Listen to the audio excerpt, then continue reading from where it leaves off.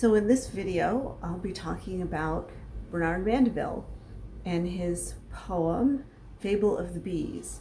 So actually, I said the poem, but the poem itself is called The Grumbling Hive, and it was published as a pamphlet just as the poem. And it was so incredibly popular and actually, as you can imagine, also controversial, that Mandeville felt the need to publish a much fuller version with an explanation.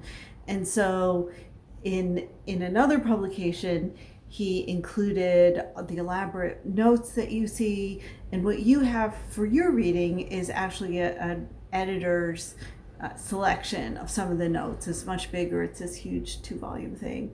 So he wrote the poem, and then he felt like the poem needed more explanation because people didn't really understand it, and they were also, as you can imagine, quite scandalized by it. And so people are still scandalized by Mandeville. So I'm going to talk about first in this video, what is Mandeville arguing against, which might not be obvious to you, although there are certain things in Mandeville that feel very modern, but there are some very specific things that he's arguing against. And so there are 3 groups I'm going to suggest that he's arguing against in Fable of the Bees. And the first one is kind of traditional civic humanists. So this was a group of people described by J.G.A. Pocock extremely well in his work on civic humanism. And essentially, this was a group of elite men, they were pretty much all men, who were distressed by the rise of a moneyed class. So wealth in the 17th and 18th century was divided between people who had money and people who had land. And admittedly, there was often a lot of crossover between the two. But there were opportunities in the 17th and 18th century. I mean, we've been talking a lot about all this global trade. So this global trade and other forms of manufacture created opportunities for people who were not from landed families to create wealth for themselves and, for people who worked for them. So this was not a huge group of people, but there was some concern that traditional ideals were breaking down, traditional society hierarchies were breaking down, and there's actually some evidence that they were breaking down. And these folks called civic humanists were very distressed at this, and they wrote a lot of moralistic treatises and philosophical statements to try to criticize this shift in values that they saw their society undergoing because of the rise of wealthy people with money rather than land. England was a land-based economy, like most of them. That's where food came from. That's where if you had a piece of land, you could rent it out and just make money off of the rent, or you could farm it and make money off of your produce. But it was all based on land. And of course, people with titles in Great Britain are named after the land. And so there's a very close tie between the idea of a great family and the land that they inhabit. And this is the thing that civic humanists saw breaking down. So one central problem that civic humanists saw was a rise in the desire for luxury. The early 18th century has been called by some critics the first modern consumer society. There were lots more consumer products available than there had been 50 years earlier, and a lot of this came from a booming import and export traffic. Sugar came in from the plantations, tobacco, spices from what they called the Spice Islands in the South Seas. All kinds of new products were available. textiles were very popular, cotton and silk, and also porcelain, and other kinds of new foods besides coffee, and of course tea.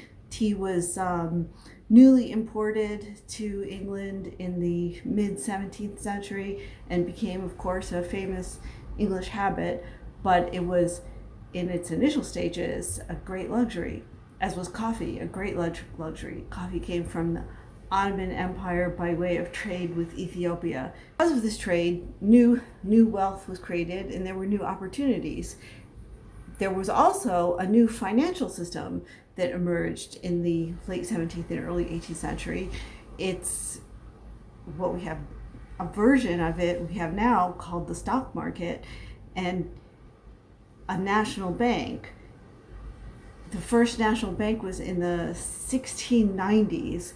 So this whole idea of a bank was really fairly new, but England modeled this on the Dutch, and of course it was established in the reign of William and Mary, and William was Dutch, so he brought the Dutch economic model to England, and it brought some great advantages to England. But all this was good for a lot of people, but some people were very disturbed by it. So this is one group of people who were definitely who Mandeville is attacking, and because he, as you see, he defends luxury. What they said about luxury was that luxury was bad because it would make everyone effeminate.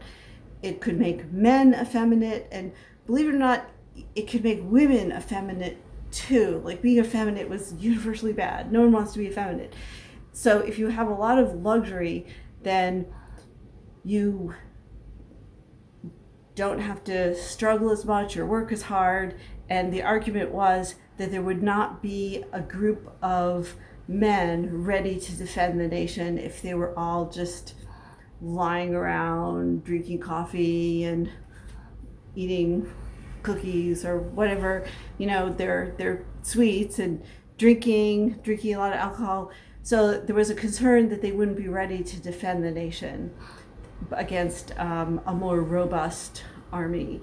And so luxury was thought of as a cause of national effeminacy, or laziness, or sloth, or indulgence in pleasure. And that was something that would leave the whole nation vulnerable. They also, by the way, these civic humanists, one of their big arguments was against the idea of a standing army, which is a military that is present perpetually, because they thought that would, first of all, encourage war, which is kind of interesting when you think about it. There might be something to that argument, but it would encourage war because there was an army all the time. And also it means that the army fighting is outsourced. So the traditional civic humanist argument was that if you own land, you personally should be out there defending it. There's an older model that the king always leads the troops into battle, and the high commanders are aristocrats who own plots of land, and they believed that only people who owned land would really put themselves out there to defend it. And you can actually see remnants of that in the United States. And Pocock talks about this, about how it's embedded in some ways in the United States, with the legislation that you have to be a landowner in order to vote, because the idea is that only people who literally own a piece of the country will have its best interests at heart, and others might not. So that was one major group that Mandeville is addressing, civic humanists. Okay, second major group he's addressing is, actually these are multiple groups, but they were called the Societies for the Reformation of Manners. And you read a poem by Defoe today, and Defoe was actually writing in the vein of these reformers of the Reformation of Manners. So the people in the Societies for the Reformation of Manners were vigilante organizations that went around trying to improve the morality of the citizens of London and in lots of other places where they operated all over the country. So the things that they opposed were drunkenness, swearing, sodomy, prostitution. That was a big one for them. Prostitution. What they believed is, and also insulting the clergy was another one, and not obeying the Sabbath. So they would actually walk around in London on Sunday and perform citizens' arrests on people who they saw out working, for example, or drinking or doing something bad, or just walking around because they're supposed to be in church. So the Societies for the Reformation of Manners believed that prosperity depended on virtue, and that God would only reward a nation that was virtuous and respectful of God. So it was a moral theory, and it was also actually an economic theory. So they really thought that people should behave themselves. And they also thought that they like the civic humanists, were also against luxury. And they thought that luxury not only was a sign of sin, because luxury would be excessive consumption, and it was connected to excessive sexuality as well, or sexuality, well, not sexuality entirely, but because it was sanctioned within heterosexual marriage, but anything else was really asking God to visit something bad upon the city. But the economic part, the practical part, was that they thought that, and if you think about it, a kind of microeconomic model, they actually kind of have a good point, because if you're in a household and you spend your money on alcohol rather than bread, you'll be drunk, but you'll starve. And so there is kind of a case for individuals to follow this pattern of economics. They thought that people spent too much money, and this is something that actually Defoe is concerned about in other things he's written, not in Robinson Crusoe, but people are tempted to buy clothes that signify a higher status than they actually possess. And so that was something that both the civic humanists didn't like, because you were disguising yourself as belonging to a different class, and the Societies for the Reformation of Manners didn't like this either, because it was indulgence, it was not handling your money correctly in a way that would sink you into poverty.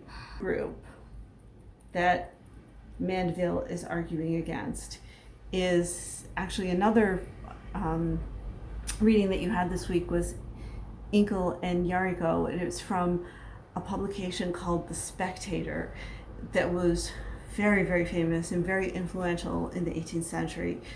And so Addison and Steele, who were the authors of The Spectator, state as their goal in this to bring philosophy out of the closet and into the public.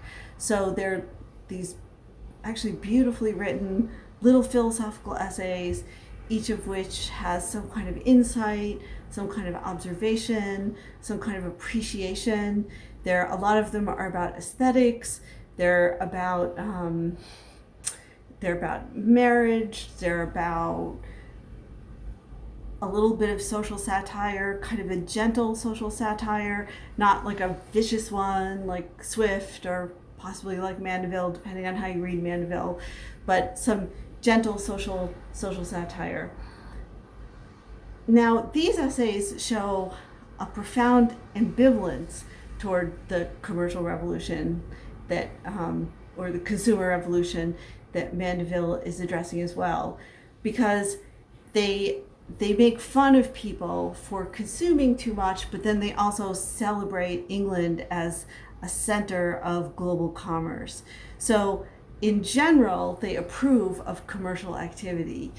And in that respect, they're different from the civic humanists because they believe that they argue that every nation in the world has one thing that is its wonderful thing that it produces. Like China produces amazing porcelain. And so what everybody should do is go to a big trading market and bring all their wonderful things, and then everybody in the world gets one of each. And it's really very idealistic. But as you can see, it's also a little bit complicated. So in the story of Inkle and Yariko, Yariko can be taken to represent humanity a little closer to nature. She falls in love. She has these natural feelings of compassion for Inkle. And she also suggests a kind of redemptive, cross-cultural, accepting power of romantic love. And of course, as we read this, we're very distressed by the injustice done to her and the cruelty of Inkle, which is what our reaction is, of course, supposed to be. Inkle is condemned by us because of his lack of feeling.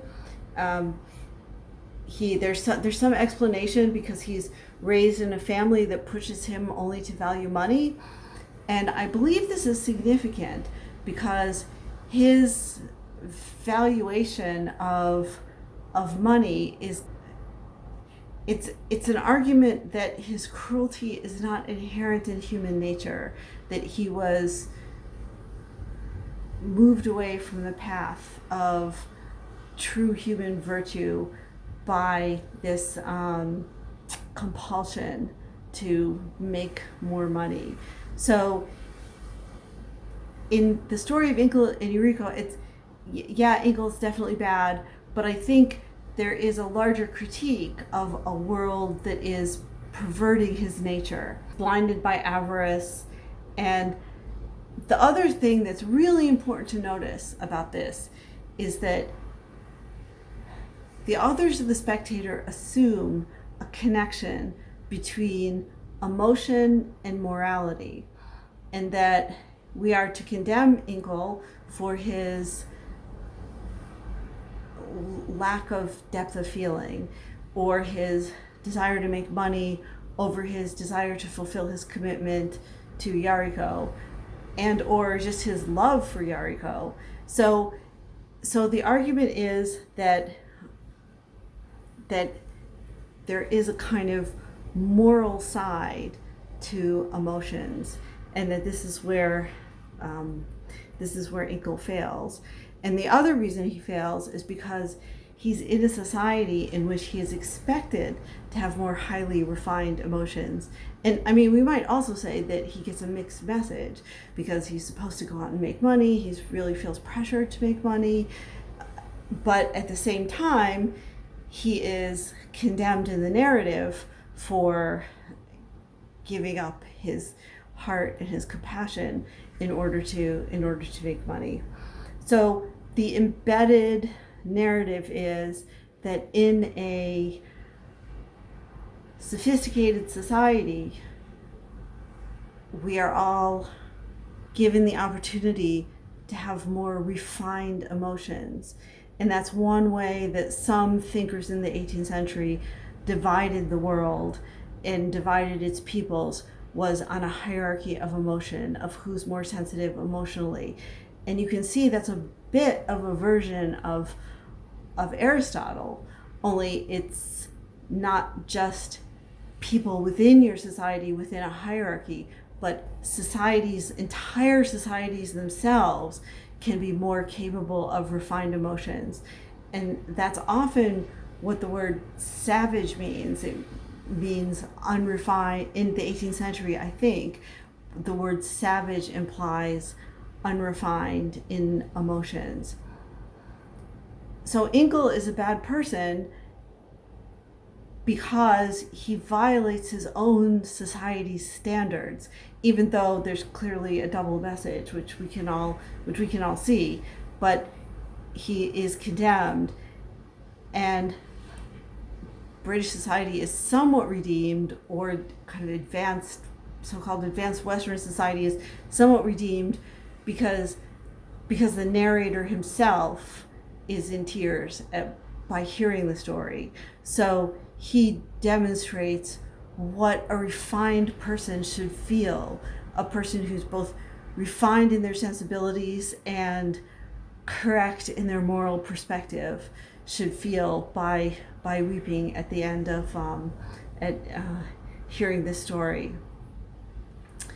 So in the next video, we're going to turn to Mandeville, who basically will have nothing of any of this.